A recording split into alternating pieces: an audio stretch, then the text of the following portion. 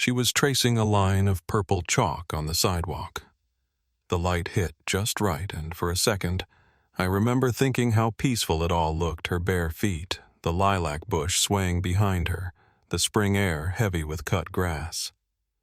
I turned away to fold a load of towels. 10 minutes, maybe less.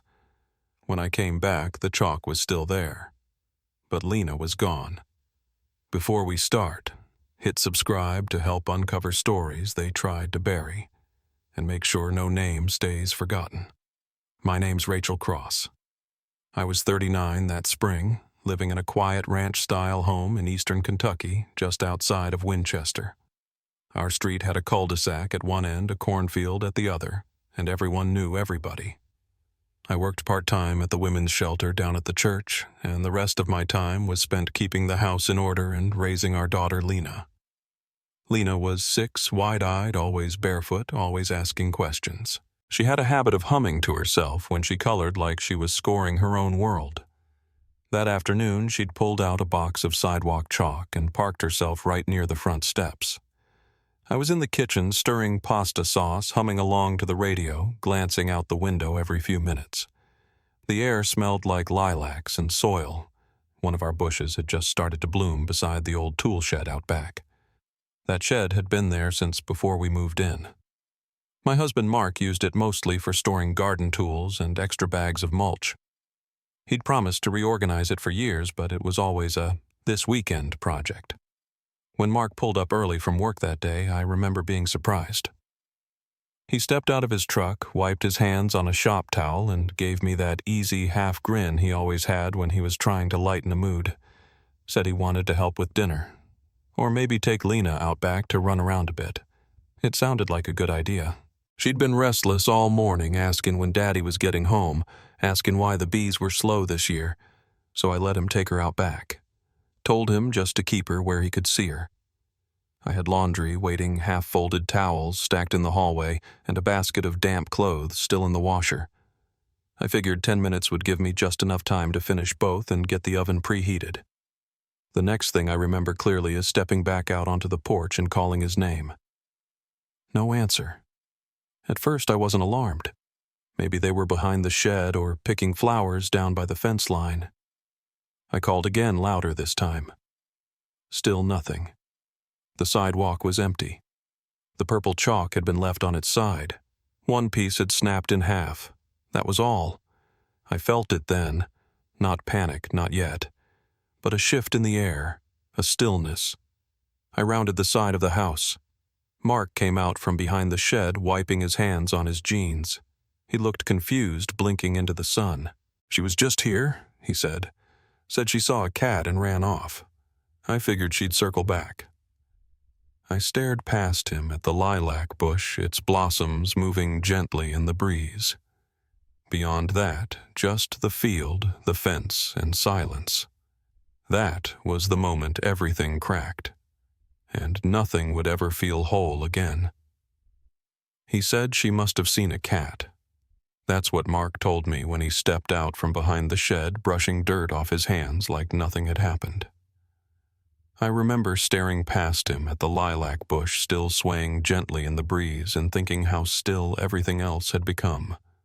No footsteps, no laughter, not even the sound of her chalk scraping the sidewalk.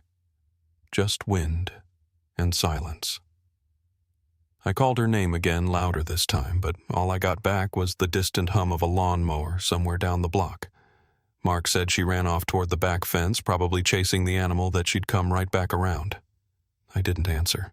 I just started walking past the bush around the greenhouse down the side yard toward the street.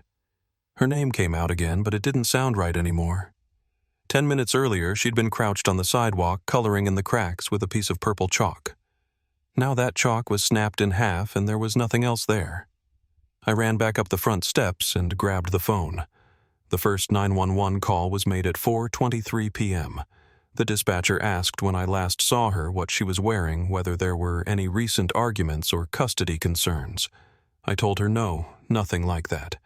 She was just playing in the yard. And then she wasn't.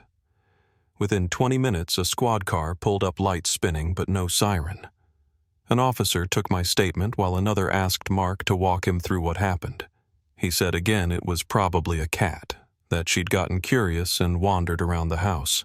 I could hear the officer writing notes on his pad asking about neighbors' fences on locked sheds.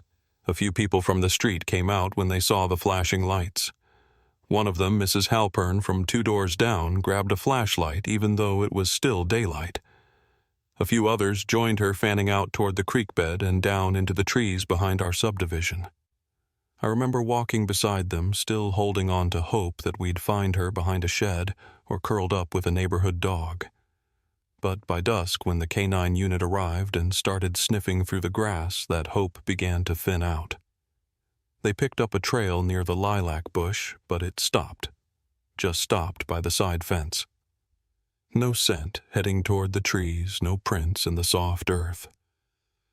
I kept telling the officers that Lena wouldn't wander. She wasn't that kind of kid. She was quiet, cautious, the type to call out if she couldn't see the house. Mark stood beside me that night as more officers arrived and neighbors asked what they could do. He kept his arm around my shoulders, saying we'd find her, that she couldn't have gone far. But as the hours stretched on and the search dog sat down near the fence without moving forward, something inside me began to shut down. Over the next few days, her face was printed on every flyer we could get our hands on. Coffee shops, church bulletin boards, telephone poles. I gave interviews with the local news, my voice shaking as I tried to describe the sound of her laugh, the missing front teeth, the pink shoelaces. Mark handled most of the logistics, coordinating with the lead detective, taking calls, organizing food donations. He told me to rest, but I couldn't. I walked the same path around the neighborhood so many times the neighbors stopped asking what I was looking for. Volunteers came in waves. First dozens, then a handful, then just 2 or 3 people with flashlights and dogs who had already memorized the route. We held a candlelight vigil in front of the house 2 weeks later. I remember watching the flames flicker, thinking she might still be close enough to see them. Maybe she'd see the light and come back. But she didn't. And eventually, the vigils got smaller. The news crews left. The detective in charge got reassigned. When they said they were considering all possibilities, I shattered a mug on the kitchen floor. I asked if that meant they thought I let her walk away, that I wasn't paying attention. Mark swept up the pieces, told me not to listen, said we'd keep looking. But they weren't looking anymore. The urgency faded by the time the leaves turned. And then winter came, and with it a kind of silence I can't describe. Her room stayed the same bed made nightlight, plugged-in books still stacked on the shelf in the order she left them. Sometimes I sat there at night holding one of her shirts, trying to remember the smell of her skin before it disappeared completely. Mark encouraged me to go back to the shelter part-time, said it would help. He never pushed, just left. Gentle reminders. Hot tea, a folded cardigan, a note that said, "Come home when you're ready." He took care of the yard, cleaned the gutters, kept the routine going. I don't think he ever raised his voice once that year. He was calm, reliable, a grieving father. And I tried to be grateful for that. But grief doesn't have a rhythm you can live by. It just drifts. The years passed in pieces. 8 of them. One season into the next. The lilac bush bloomed, dropped, bloomed again. The chalk washed away. The house stayed still. And then one morning, right around the anniversary, our golden retriever, Benny, started pawing at a spot near the lilac bush. I figured it was nothing, squirrels, maybe a mole. But he went back the next day, and the next. Same patch of ground, same way of digging, low and slow, like he was unearthing something more than scent. I mentioned it to Mark while he was under the sink fixing a leak. He didn't even look up, said it was probably critters again. Offered to set a trap if it made me feel better. That night, I stood in the doorway of Lena's room holding one of her old shirts again. And for the first time in years, I pulled open the closet and dug out a box I hadn't touched since the first week she vanished. Inside were her drawings, crayon hearts, shaky letters that spelled Mommy and me. a ballet flyer with her name in bold type. And at the bottom, beneath old worksheets and a pair of glittery shoes, I found something that made my breath catch. Her stuffed rabbit. The white one with the worn-down ears. The one she never slept without.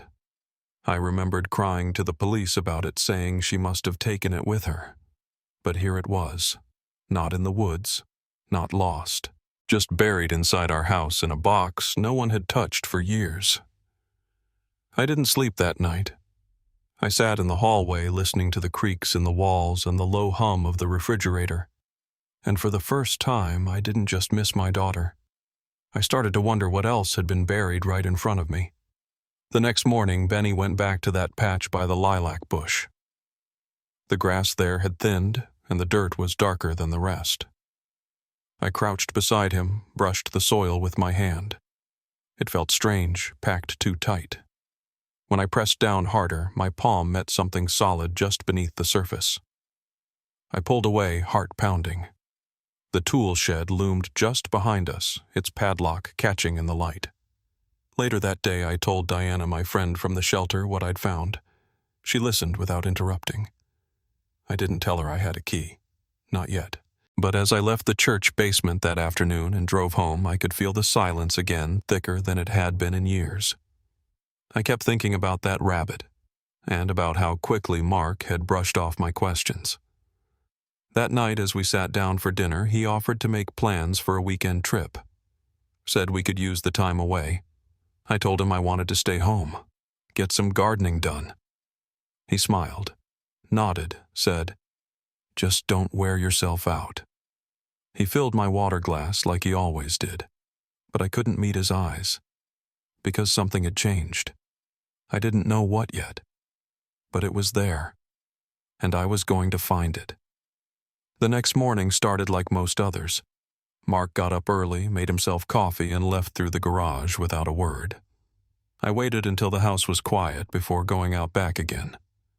Benny followed close behind me, tail wagging low, already sniffing the dirt near the lilac bush. I crouched beside him and ran my hand over the spot we'd uncovered the day before. The soil was still loose where I dug, but now that I was really paying attention, I saw it wasn't just fresh, it was uneven. The concrete underneath was lighter, rougher than the original slab behind the shed. It looked newer, poured separately. I stood there for a long time, staring at the shed door, trying to decide if I was ready to open it. I didn't want to guess. I wanted to know. But I wasn't going to do it while Mark was home. That afternoon, while I was sorting jackets at the shelter, I told Diana. I kept my voice low and steady, just enough to get the words out. She didn't say anything at first, just set down a box of shoes and looked at me.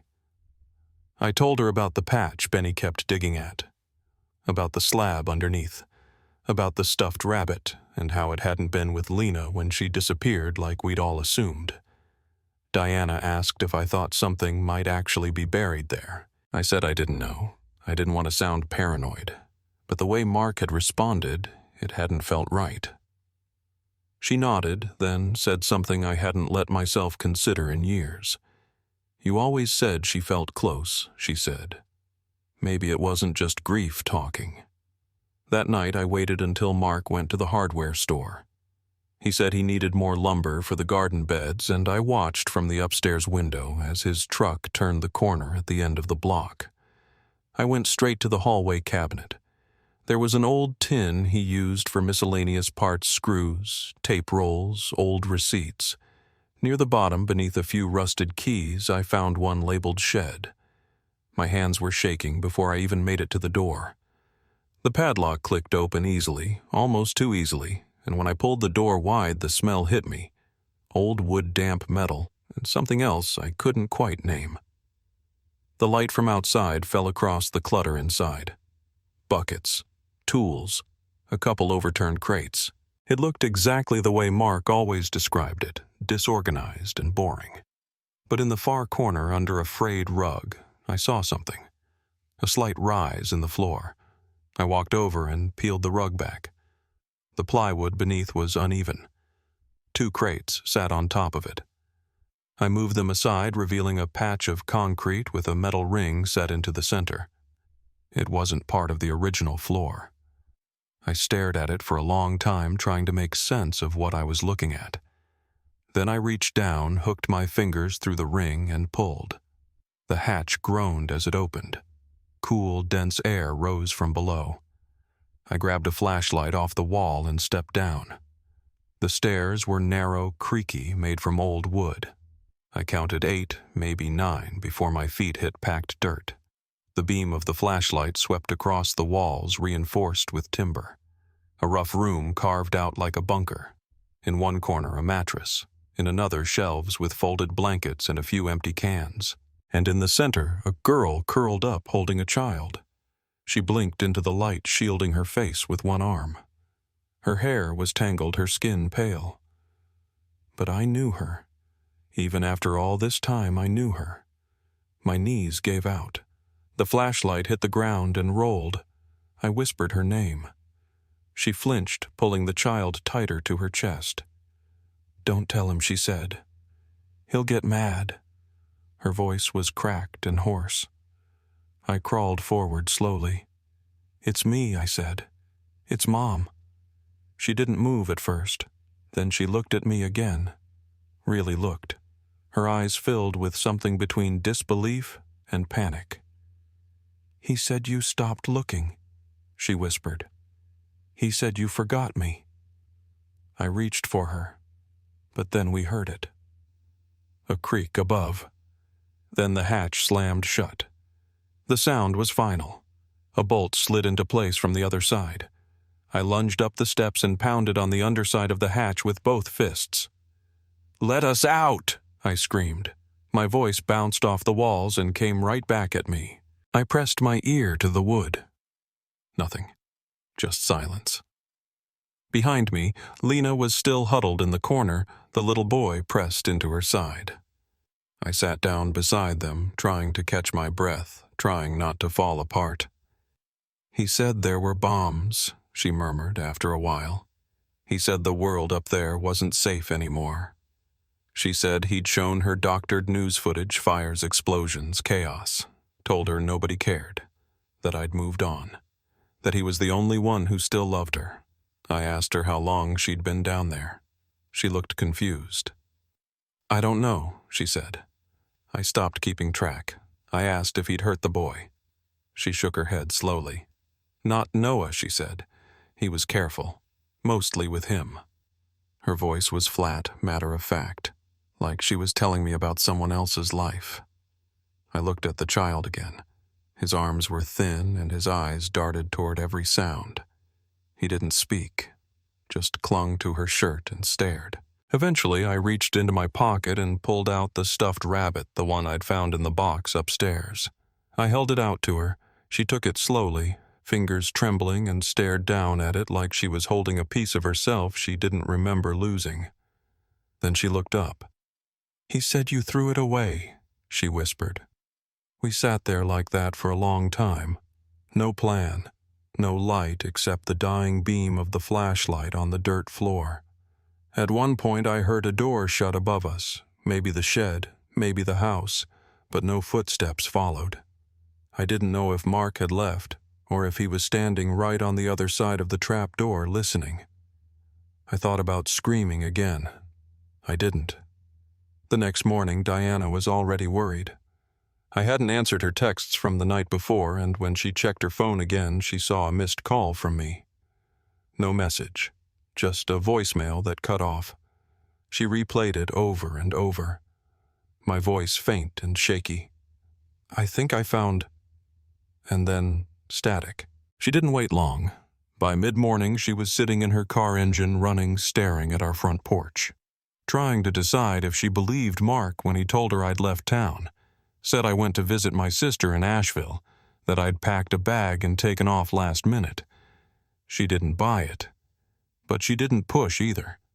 She just said, "Tell her I stopped by and left." What she did next was the reason I'm still alive. She opened her contacts list and called someone she hadn't spoken to in years, Tom Aldridge, Lena's biological father. She didn't know if he'd answer. But he did. And that's where everything started to shift. Tom's voice didn't change much when Diana told him. Not at first. He let her speak, said her name once to steady the call, and listened. She told him I'd been acting strange, said I'd left a voicemail the night before that sounded like I was whispering, that I might have found something and then I just stopped speaking. Diana said she went by the house, and Mark answered the door with that polite, almost cheerful calm he wore like a second skin. Said I'd gone out of town spur of the moment to visit my sister. But I didn't have a sister. Diana didn't say that part out loud to him yet, she just let it sit between them. Tom was quiet for a long time after. Then he asked her to send the recording. Less than 10 minutes later, he called back. Said it was me. Said I sounded scared. He hadn't heard my voice in years, but he knew. I didn't know any of this was happening above ground. I didn't know Diana had called anyone, or that Tom was already on his way back into a life he probably thought he'd lost forever. I only knew the hatch hadn't opened again. I knew I could hear muffled steps now and then, but they never came closer. I stayed near Lena and the boy, who barely moved from her side. We passed the time slowly, if you can even call it that. She wouldn't eat at first. Neither would he. I gave them the last granola bar from my pocket and watched her break it in half without saying a word. The boy curled into her side like he was still underground, even above the ground, like it didn't matter where he was. Diana didn't wait. Once she had Tom on board, she started printing out photos, notes, a timeline of my last known calls, a copy of the shed's layout sketched from memory. She knew she couldn't break in herself, not without risking everything. But she also knew who to bring it to. They met the sheriff the next morning. His name was Dale Coer, older, patient, methodical. Not the type to jump, but not the type to ignore a woman with trembling hands and a missing friend either. Diana and Tom sat across from him in that little office and played the voicemail on speaker. They told him everything, how I'd found something under the shed, how Mark had brushed it off too easily, how the rabbit had turned up in the wrong box after 8 years. They told him I wouldn't just leave, that I didn't have family in Asheville, that something was wrong. Coer listened. He didn't make promises, but he said he'd send deputies to do a wellness check. Nothing aggressive, just a knock, just a look around. The black and white cruisers rolled up to the house a little before noon. Mark was in the garage. He saw them through the window and didn't freeze, not visibly, but something changed in his posture. He moved quickly, grabbing his backpack keys already in hand. He didn't use the front door. He slipped through the side gate, cutting behind the shed toward the utility road that ran along the back edge of the property. One of the deputies saw him through the fence and called out. Mark didn't answer. He ran. The truck was parked a few yards up the gravel strip. He threw himself behind the wheel and started it fast, too fast. Dirt and stones kicked up behind him as the tires caught. By the time the deputy made it back to his vehicle, Mark had already disappeared over the rise. But the call went out. Sheriff Coer arrived minutes later, and this time he didn't wait. The shed was locked, not for long. One of the deputies pulled out a crowbar and snapped the hasp clean. The door creaked open. Inside it looked the same as I'd left it. Dusty crates, tools, a rolled-up rug pushed to one side. But the deputy saw the ring set into the concrete, called the others over. They pulled the hatch. The air hit them first, stale, damp, unmoving. They went down slowly, flashlights in hand. And then they found us. I was lying on my side holding on to Lena. She was curled up with Noah against her, her arms forming a kind of wall around his small body. I heard the first voice, calm male, calling my name. Rachel Cross. I opened my eyes but couldn't sit up. She's here, I whispered. She's really here. I don't remember much about the trip to the hospital. Just that Lena's hand wouldn't let go of mine until the paramedic promised we'd ride together. Noah was in her arms the whole time, eyes wide, face blank. The lights must have been too bright. He buried his face in her shirt. Diana was waiting outside when we pulled up.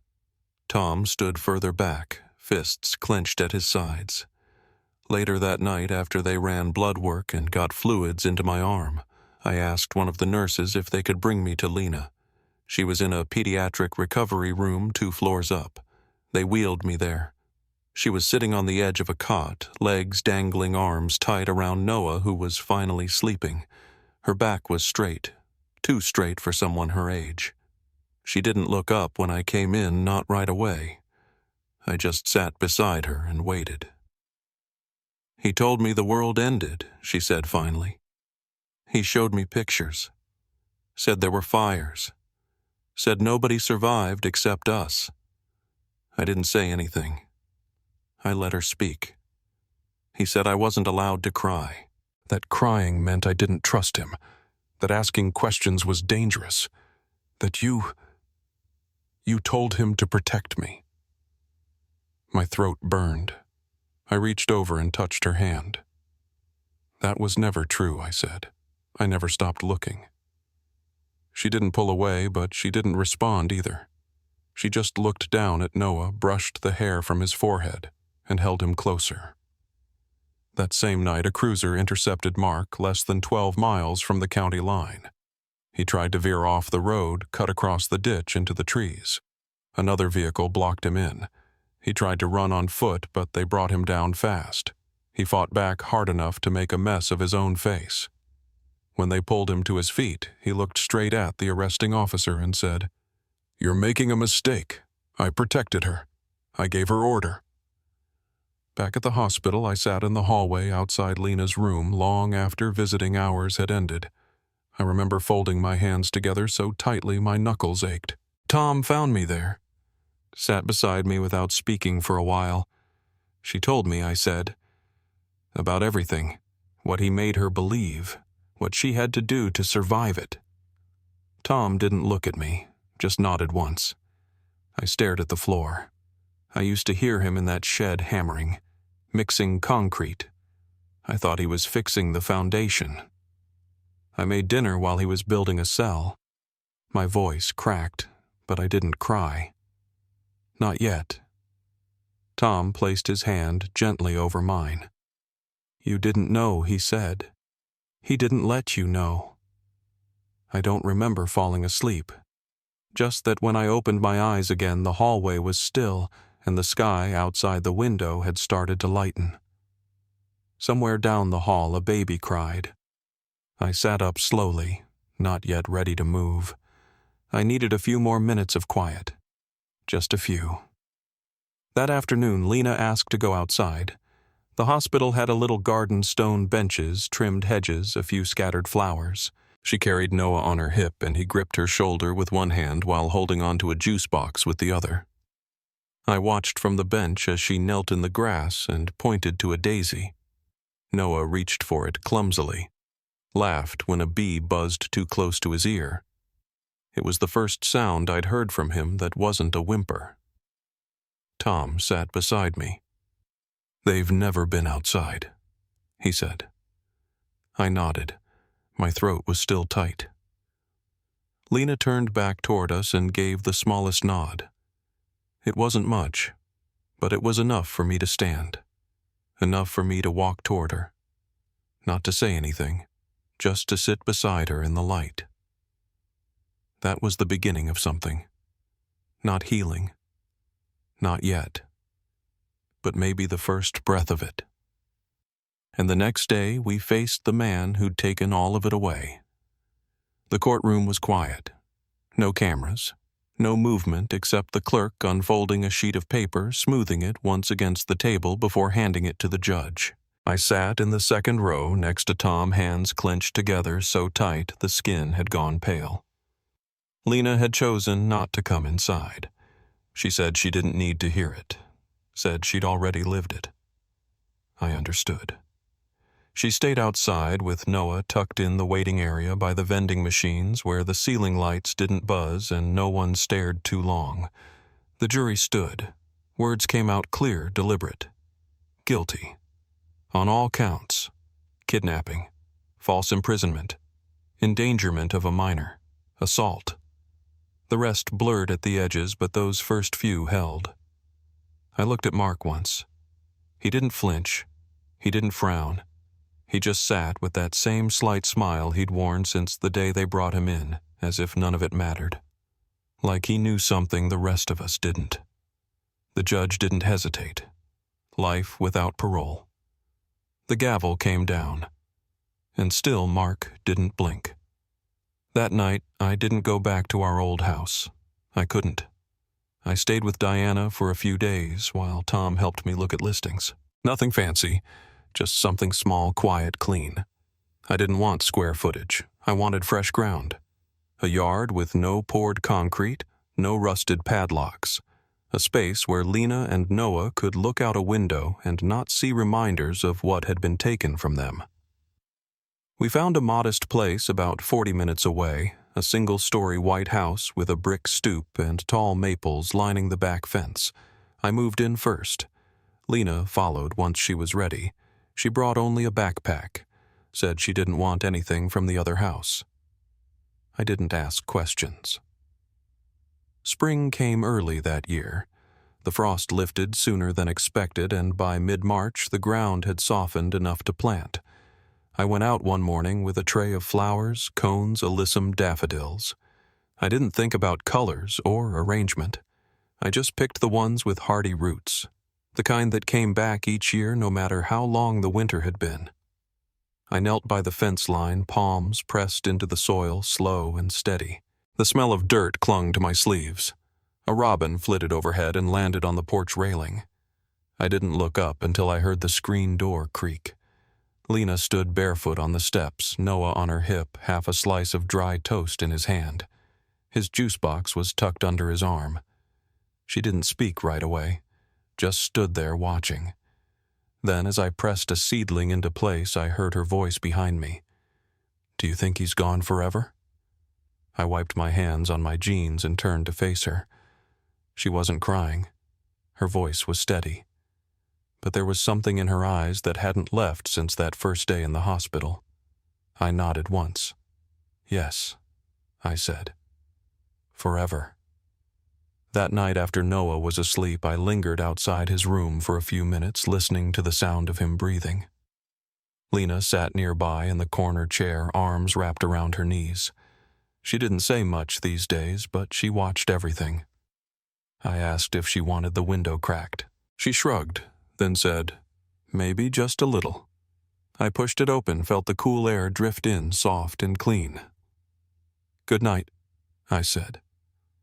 It took her a few seconds, but she answered. "Good night, Mom." It wasn't forced. It wasn't guarded. A few days later, Lena had her second appointment with Dr. Mendes, the trauma specialist.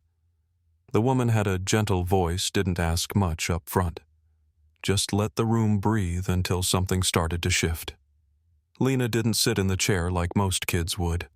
She stayed at the edge, one foot tucked under the other, hands folded in her lap, like she was trying not to take up space. Noah sat on the floor near her, playing with a foam puzzle. He didn't wander, didn't speak, just pressed shapes into the board with small, careful fingers. The therapist asked if she wanted to share anything that day. Lena didn't speak for a while. Then finally, without looking up, she said, "He told me no one was coming, that too much time had passed, that everyone forgot." Her voice was flat, not angry, not sad, just tired. Dr. Mendes nodded slowly, not filling the silence. After a moment, Lena added, "He said the world outside had changed, that it wasn't safe, that people had stopped caring about kids like me, that you had stopped trying." The therapist asked gently if she ever doubted him. Lena didn't answer right away. Then she said, "Sometimes, at first, but when you're alone that long, it's easier to just believe it." Later that week, after another session, Lena told me something else. We were sitting in the living room, Noah asleep on the couch between us, his hand curled in the fabric of her shirt. The TV was on, but neither of us was watching. He made lists, she said. Rules I had to follow. Things I couldn't say. I turned the volume down. She didn't look at me. No crying, no asking questions. Never speak when the hatch is open. She was staring straight ahead. Her jaw was tight. Sometimes I wanted to scream, she said, but I didn't. I waited a moment before asking, "Why not?" She looked at me then. Her eyes were glassy, but her voice didn't break. Because I thought if I did, he might hurt me. Or worse, he might take Noah. I didn't say anything back. I just reached over and took her hand. That night, when the house was quiet and everyone was asleep, I sat alone in the kitchen with a mug of tea gone cold. The porch light cast a faint glow across the garden bed. The daffodils had started to open. I thought back to that first night in the basement, the flashlight flickering.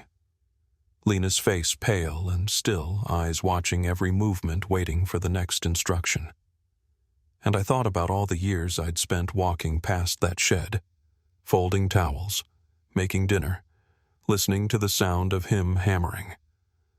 I told myself he was building shelves, that the floor was cracked, that whatever he was doing out there, he was just being handy.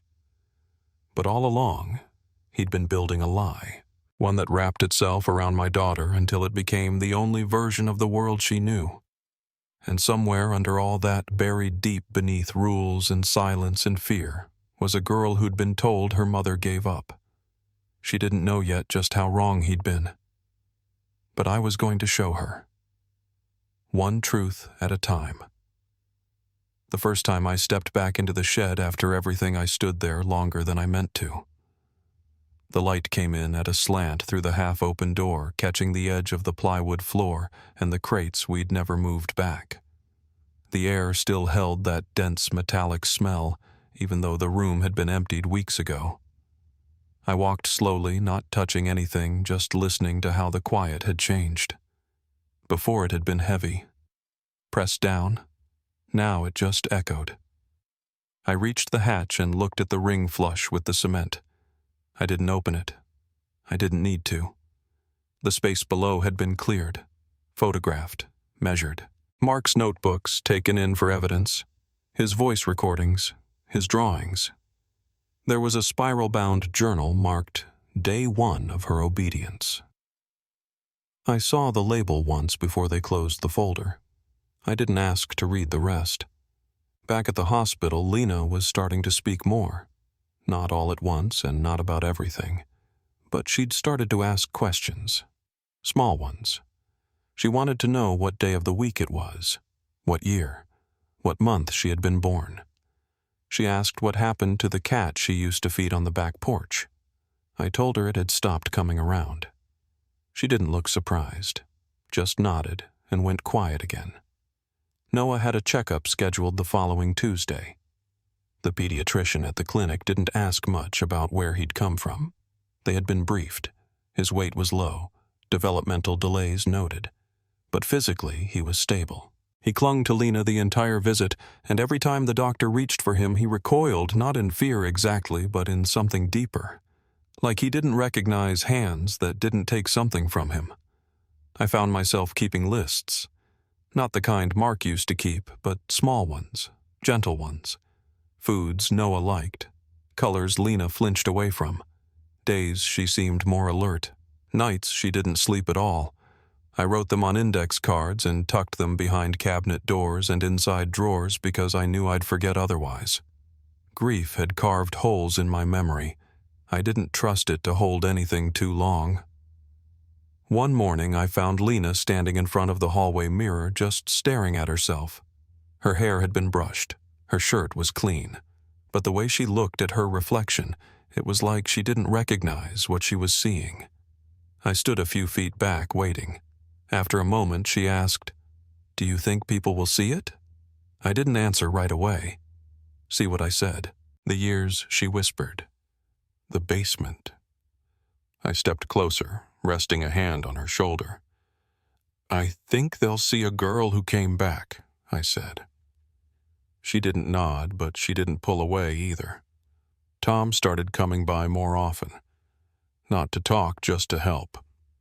He fixed a loose stair rail, replaced the screen on the porch door. He never stayed long, never pushed. Sometimes he just stood at the edge of the yard, watching Noah roll a toy truck through the grass while Lena sat nearby with a paperback she hadn't opened yet. One afternoon, Tom handed me a manila envelope. Inside was a letter from the DA's office. Mark had agreed to an interview. The lead detective, Will Nance, planned to conduct it in person. They asked if I wanted to be notified once it was complete. I said yes. I didn't know why exactly. Maybe I wanted to hear it.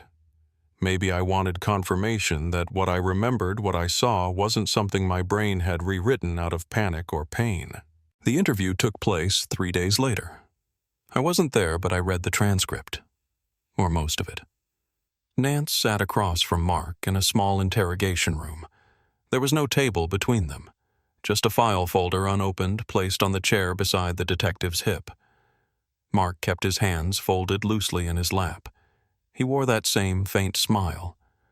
Nance opened with a photograph Lena taken at the hospital, eyes hollow, face sunken. Noah clutched in her lap. He asked, "Is there anything you want to say?" Mark didn't answer, just looked at the photo. His smile widened slightly. Nance leaned forward and asked again, "You kept them under your shed for 8 years. You had a child with her. You isolated her, groomed her, lied to her." Mark didn't flinch. "They were safe," he said. That's the word he used. Safe. Nance kept his voice steady. Safe from what Mark tilted his head. The world, he said. The noise. The filth. The forgetting. Nance pushed the spiral notebook across the floor with his foot. "This is yours," he said. "You called it training record number 1. What were you training her for?" Mark looked down, studied the edge of the notebook. "To listen," he said finally. "To learn how to be still." There was a pause. "She was mine," he added. Just like that. Flat. Certain. The transcript ended with Nance standing collecting the notebook without another word. Mark didn't ask for it back. He didn't blink. When I got to the final page, I set it down and went outside. The air was sharp, the sky overcast. Lena was in the garden bed pulling weeds from the edge of the mulch line. Noah sat beside her with a trowel mimicking every move. I watched them from the steps, not speaking, just watching. And for the first time in weeks, I didn't feel the need to ask what they were doing or where they had been earlier that day. I didn't need to track every moment. I let the quiet settle. That evening, after the lights were off and the rooms were still, I found myself standing in the doorway of Lena's room. Her breathing was soft even. Noah's small arm was flung across her stomach. Outside, the wind pushed through the branches along the back fence. I thought about the words he used, mind safe obedience. I thought about how many times I'd heard him say everything's fine over dinner or in the yard while Lena was just feet away behind a door none of us had seen. He had built a world under our feet, and somehow we'd lived above it blind. But something in me was beginning to shift. I no longer walked the house with my eyes half closed. I paid attention. I asked questions. I stayed up late and read things twice. I didn't take comfort in easy answers anymore, because somewhere in all of this, behind the rituals, behind the silence, was something we still hadn't seen. And I knew we were getting closer. It was just after 7 when the doorbell rang. I was in the kitchen rinsing out a sippy cup, half distracted by the news murmuring from the little TV on the counter. Noah had finally gone down for a nap, and Lena was on the back porch sketching in one of the notebooks her therapist had given her. When I opened the front door, I didn't recognize the man standing there at first. He looked older than the photo I'd seen in the police file, thinner, paler, with heavy lines around his mouth and a plastic ID badge clipped to his jacket. "Micah Brennan," he said, holding it up before I could ask. "You don't know me, but I think we need to talk." I didn't say anything, just stood there watching his eyes. They were clear, steady.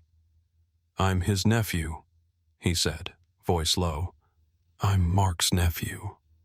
I let him in, not because I trusted him, but because something in his posture told me he wasn't here to justify anything.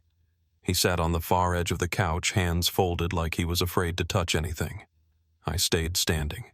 He glanced toward this hallway. "They're not here. Just us," I said. He nodded once, then looked down at his hands. I saw the trial on local news. Didn't even know he was being charged until a friend called. I hadn't spoken to Mark since 2004. Not after what he did to my mother. He looked up then. She was his sister, older by 3 years. She disappeared in '87. They found her body in a culvert outside Jackson Ridge. Police ruled it a suicide. Pills and alcohol, but there was no note. And her wrists had defensive wounds. I was 12. My throat tightened. I sat down across from him but didn't speak. He was always good at hiding things. Micah continued. My mom said he could lie without blinking. Could twist anything to make it sound reasonable, normal. Even when he was a kid, he had this way of watching people, studying how they moved, how they spoke. She said it made her skin crawl. He reached into his coat pocket and pulled out a folded envelope. After she died, I moved in with our grandmother. Mark came by once, just once, dropped off a cardboard box and said it was my inheritance. It had a couple old books, a toy he said I used to like, and this. He held up a Polaroid. The edges were bent. The image was grainy, but it was unmistakable. A basement, concrete floor. A girl sitting against the wall, head turned away. Her shirt was the same pink as one Lena had described. I didn't understand what I was looking at back then, he said. But when I saw your daughter on the news, something in me just knew.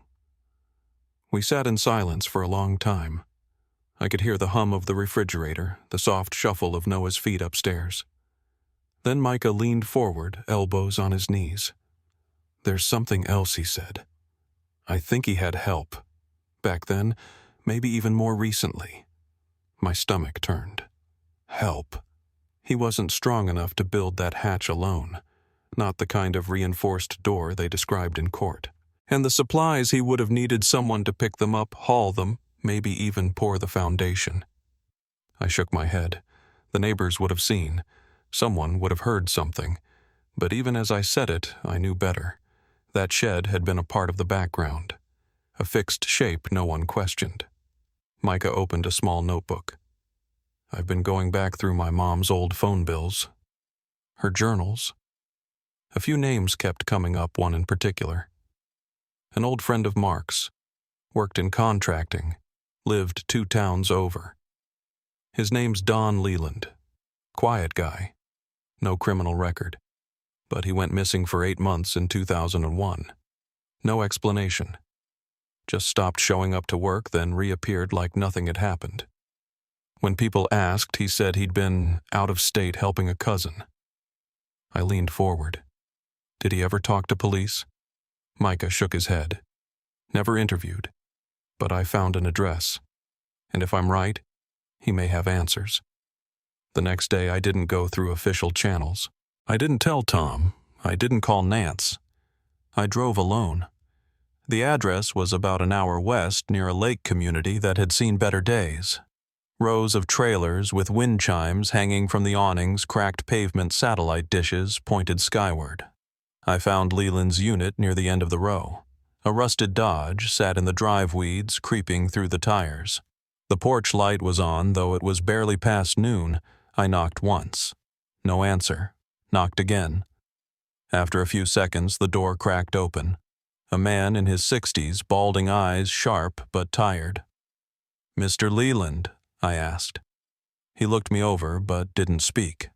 I held up the photo. Not the Polaroid, just a recent shot of Lena from the hospital. "Do you know her?" His expression didn't change, but his hands started to tremble. "I don't want trouble," he said finally. "I've done my time. I didn't lay a hand on her. I didn't even go near the house." I stepped back. So you did help him? He nodded barely. Poured the concrete. Hauled the panels, thought it was for storm shelter work. But when he started asking for insulation soundproofing, I backed off. I asked, "Why didn't you come forward?" He looked down. Because he said she was his niece. Said the family needed privacy. He rubbed his face hard with both hands. And I believed him. I didn't know what to say. I left without calling the police. I took down his statement, told him someone from the DA's office would contact him. Then I drove straight to Nance's office and handed it over.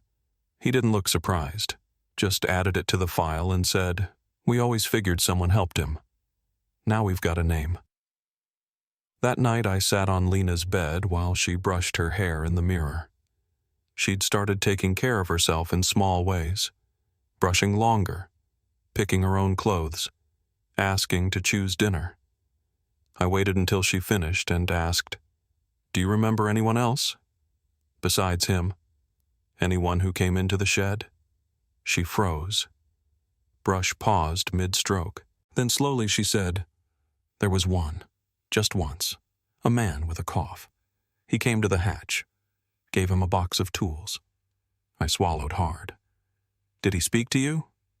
She shook her head. He looked at me, but he didn't speak. I stood up, tucked the blanket around her. "You're safe now," I said. She didn't respond, but as I turned off the light, I heard her whisper almost to herself. "He said he had more plans." I stopped in the hallway. My hand hovered over the light switch. "What plans?" I asked. Silence. I turned back. Lena. Her eyes were open, calm. He said, "I wasn't the last." The next morning I brought the information to Nance. Lena's voice still echoed in my head. He said I wasn't the last. It sat with me like a sickness, dull and quiet but present. Nance listened, didn't interrupt, and when I told him about the man with the cough, the tool drop-off, he made a few notes, then looked up at me with a weight I recognized. He said, "If he was preparing for more, then we're not done." That same day, law enforcement reapproached the property. Not just our house, but the field, the woods behind it, the crawl space beneath the neighbor's shed, even the storm drains 2 streets over. Lena had been gone for too long for this to feel like cleanup. It was a search now, a wide-net excavation, and this time they had a warrant for everything. Nance called in the state crime scene unit. The property markers were reset. Tents went up in the backyard, equipment moved in by flatbed. They brought a ground-penetrating radar unit and started scanning the area beyond the lilac bush, the one Lena had mentioned in therapy more than once. Something buried, she'd whispered one night, under the roots. 2 days later, they found the second hatch, smaller than the first, shallower. This one wasn't reinforced the same way, but it had been covered with fresh sod, just deep enough to hide a narrow wooden box. Inside were 3 items: a small plastic doll missing its arms, a set of children's shoes wrapped in newspaper, and a spiral-bound notebook half full. No names, no dates, but drawings. Crude, mechanical-looking layouts, hatch doors, hinges, air vents. On one page, a list of hardware supplies. On another, a sketched floor plan identical to the layout beneath our shed. Only the date at the top made it worse, July 2022. 4 months before Lena was taken. It meant he'd planned it in stages, maybe even rehearsed it. Nance took the evidence in, handled it himself. They reopened 3 cold cases from the county missing girls aged 5 to 8 from the last 20 years. Cases where the trail had gone cold within the first 72 hours.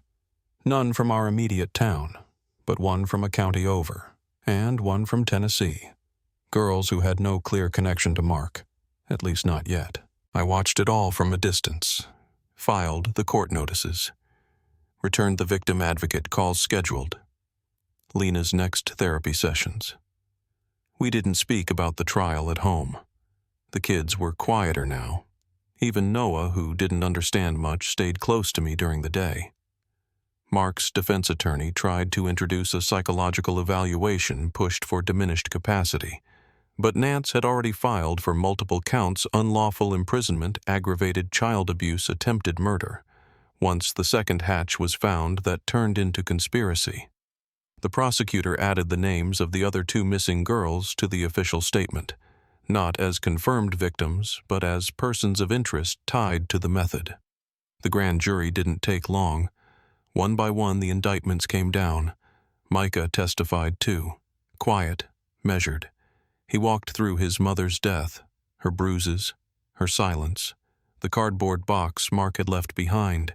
He brought the Polaroid, the journals. He even brought the toy, a little stuffed rabbit with glass eyes. When he handed it to the court clerk, I watched him look at me just for a second. He nodded once. I think that was the closest we came to peace. But it wasn't closure. Not yet. Because what Lena said about there being others, it never left me. The police had searched. They had combed every inch. But I kept thinking about that drawing. The second box, the new hatch plan. Why draw a new design if he already had one? Why sketch another floor plan if the old one had worked? It meant there was a next phase. One he hadn't started yet. Or maybe one he had started somewhere else. That theory broke open the case again. 2 counties over a contractor came forward, said he'd sold a reinforced steel door to a man using a false name. Description matched Mark. Cash payment, no permits, just a delivery address that turned out to be a vacant plot near the river. When officers arrived, the shed had already been burned.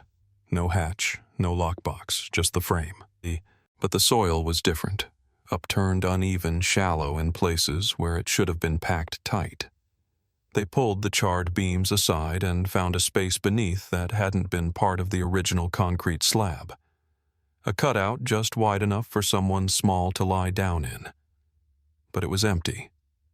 The press was restrained, surprisingly. Maybe because Nance kept everything tight to the chest. Maybe because people were scared to believe how far it went. Either way, it wasn't a headline-driven trial. It was quiet, procedural, and steady, the kind of justice that moves like cold water, slow but certain. When the jury came back, they read the counts one by one, guilty on all of them. The sentencing hearing was scheduled for the following month. Life without parole. No deals, no reduction, no eligibility. That night, after the kids were asleep, I sat on the porch. The sky was clear. You could hear the insects clicking in the grass. Micah called. He didn't say much, just asked if we'd heard. I told him yes. I asked if he planned to come to sentencing. He said no. "That part's not for me," he said. "That part's for you." I didn't argue. We said goodnight. And when I hung up, I stayed outside a little longer, listening to the wind move through the trees. I don't know what I was hoping to hear. Maybe nothing, maybe silence. But even that didn't feel quiet enough. Because if he'd planned more, if there were others, then someone out there still knows more than they're saying. And I wasn't sure the echoes had stopped. Not yet. Some mornings I still wake up before the sun and sit at the edge of Lena's bed. She doesn't always stir. Sometimes she sleeps hard, curled up tight like she used to before all this. Other times she opens her eyes and just looks at me. No words, no movement, just a kind of quiet that says, "I know you're here." And for now, that's enough. We didn't go back to the old house. I packed what we needed and left the rest behind. The shed, the fence line, even the lilac bush, I couldn't stand to look at any of it. We moved 3 counties over near a lake. There's a little house with a screened-in porch and a slow rhythm I didn't think we'd ever get back to. It's not perfect, but there's room for healing. Lena started school again in the fall. Smaller class sizes. A teacher who checks in with her every week. She doesn't talk much about the underground room or the man who hurt her, but I see the weight in her shoulders when someone slams a locker too hard, or when the lights flicker. Healing doesn't follow a schedule. It just moves forward sideways and sometimes back again. But it moves. I stayed in touch with Micah off and on. He sent a postcard when Mark was transferred out of county for sentencing. Just a picture of the old water tower and 3 words, "We were right." That was it. I didn't reply. Not because I was angry, but because I didn't know what else needed to be said. Sometimes closure isn't a conversation. Sometimes it's just silence where there used to be a question. The trial ended quietly. No cameras, no press swarm. The judge read the sentence without flinching. Life without parole plus consecutive years for the conspiracy charges. I didn't cry. I didn't feel relief. What I felt was stillness, like something heavy had finally stopped moving inside me. It wasn't justice, exactly. Not in the way people imagine. You don't get to rewind the clock or erase the hurt, but you do get to reclaim something. And for us, that was time. I still carry Lena's voice in my head, soft, uncertain, but sure when she whispered, "He said I wasn't the last." Those words never left me. They still haven't, which is why I keep watching, not out of fear, but out of duty. There are others, maybe not here, maybe not in our town, but somewhere. Someone else is waiting to be believed. And if they speak up, I hope there's someone listening, someone who won't look away. For a long time, I thought survival meant staying quiet, shrinking down, letting the world forget what had happened. But now I understand survival is remembering. It's standing in the open and telling the truth even when your voice shakes, even when nobody wants to hear it. If this story stayed with you, consider sharing it. Not for clicks, not for noise, but because there's always someone out there who thinks they're alone in what they've lived through. Let them know they're not. Let no name go forgotten. Not hers, not mine, not yours.